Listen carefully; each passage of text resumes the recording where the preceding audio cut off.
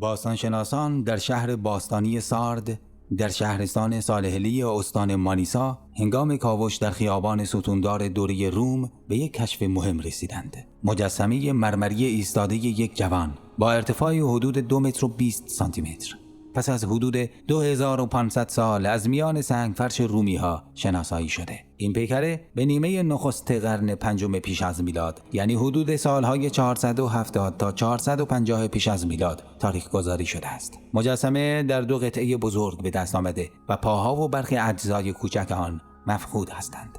در دوره روم این اثر به عنوان سنگ بازیافتی در کف خیابان ستوندار استفاده شده و به صورت افقی با صورت رو به پایین درون سنگ فرش قرار گرفته است. همین وضعیت به حفظ خطوط چهره و بخشی از جزئیات حجاری در طول زمان کمک کرده است. در پوشش این جوان سلایه‌ای مشخص دیده می شود: یک ردای رویی ضخیم، یک پیراهن بلند نازک و یک لباس راه. ترکیب این پوشش به عنوان نمونه‌ای از شیوه لباس پوشیدن در محیط لیدیایی معرفی شده و به ویژه لباس راه به عنوان یک ویژگی محلی منتسب به فرهنگ لیدیایی مطرح شده است. عنصری که در نمونه‌های مشابه شناخته شده تکرار نشده و از این نظر برای مطالعه پوشاک منطقه‌ای اهمیت دارد.